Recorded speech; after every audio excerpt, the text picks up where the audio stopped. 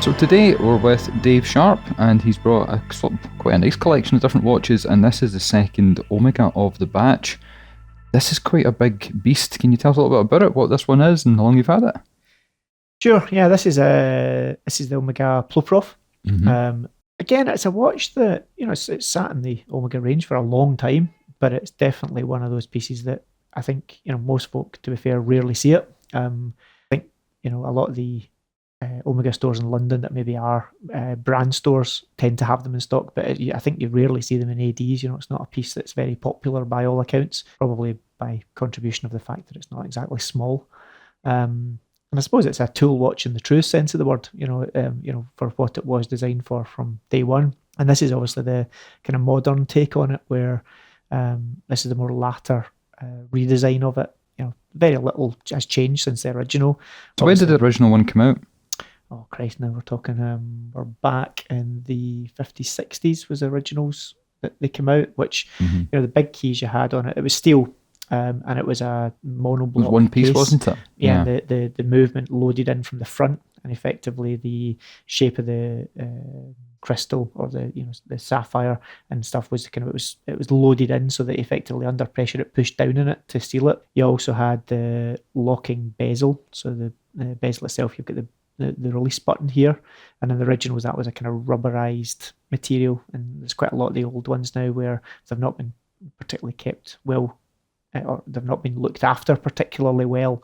Those have got a bit spongier, a bit kind of worn or kind of rotted, whereas the newer ones use an aluminium pusher, so it's a bit more robust, certainly from that side of things. This, as I say, is the newer generation, and the newer generations come in both steel and titanium. When did these ones come out? If I remember rightly, it was about 4 or 5 years ago that they kind of brought out this Let me cast your mind back to the phone call about doing your research before you came. Yeah, but I was just...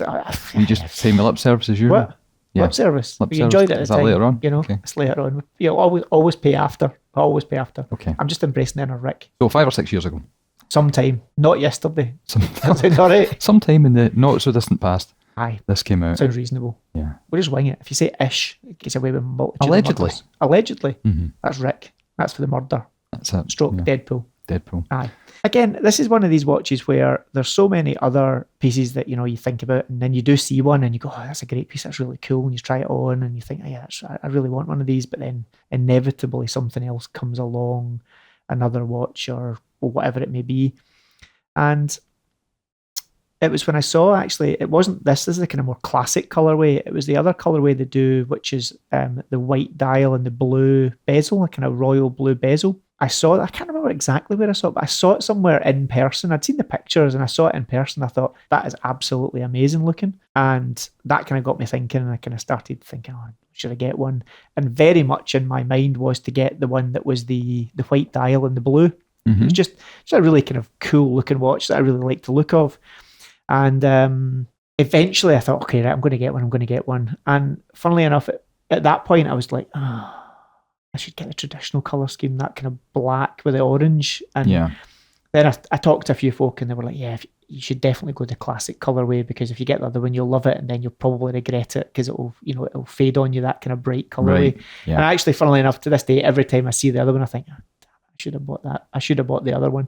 But I really, really like this piece. And I tried the steel and I tried the titanium. And actually, the weight difference is just night and day. Oh, it's unbelievable. Yeah. I mean, the steel, I think you said you tried it yourself. Both of them, yeah. Yeah, the steel's cool, and it's, a truer nod to the history of it. But by God, it's a lump of metal. There's no pretending you're not wearing it. I mean, even compared to, say, a solid gold watch, it's heavy.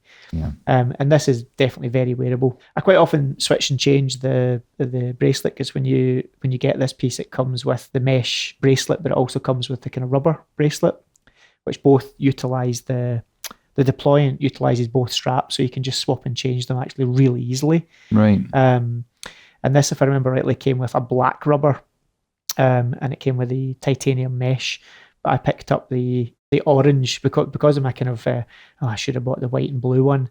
The one with the blue bezel comes with a baby blue or a bright blue rubber strap, and they also do the older piece I think the steel one actually comes with an orange rubber strap. So I've got an orange and a blue rubber strap, and I've kind of done a half and half. I'm sure there's pictures of it up on my Instagram, but I've done it with like one half in orange and one half in blue. And I quite often do that in the summer, and that kind of gets me past I should have bought the white and blue one. Blue and orange works quite well together.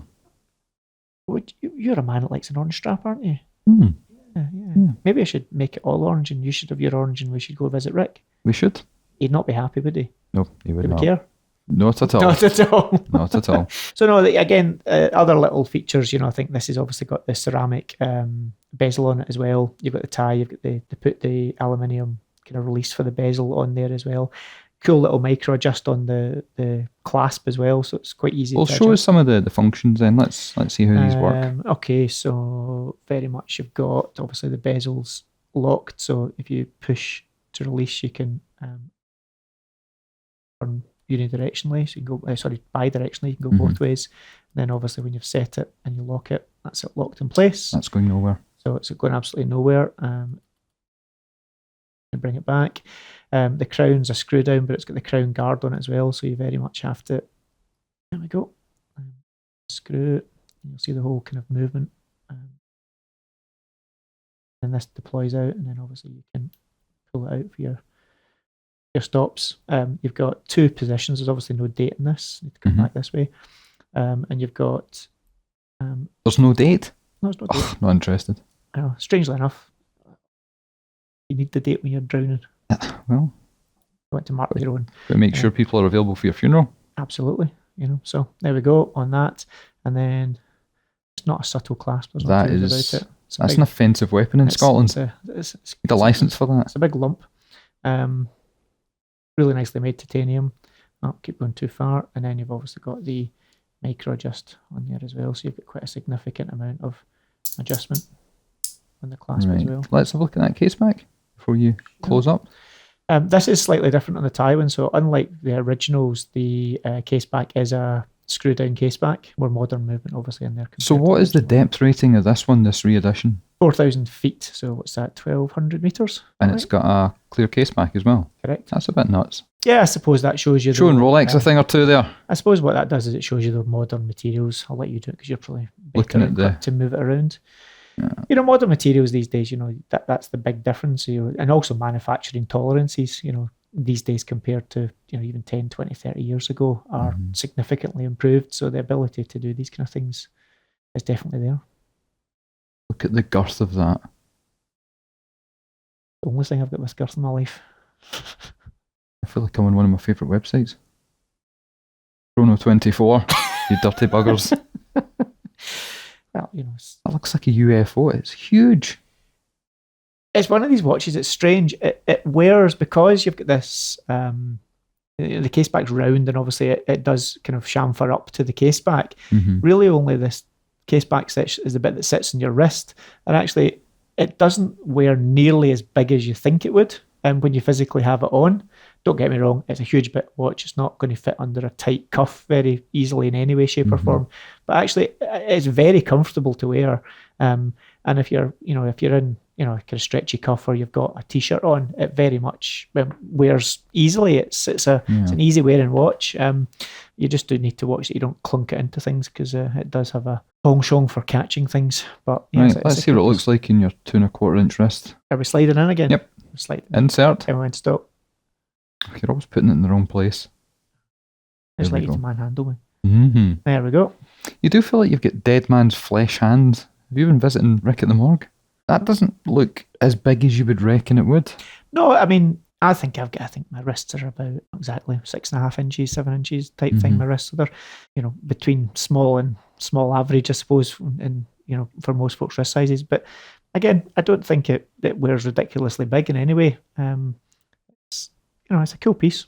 I really like it. It's a great piece. It's a piece that certainly people it's a talking point, isn't it? Yeah, they spot it a mile away, and I always find it quite interesting.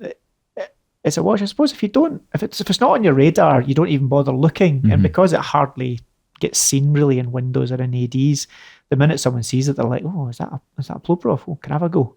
And I don't think I've had many people who've actually tried it and thought, maybe not been their thing. Maybe they wouldn't wear it day to day. Well, I saw this one over in Geneva Airport start of the year. Yeah.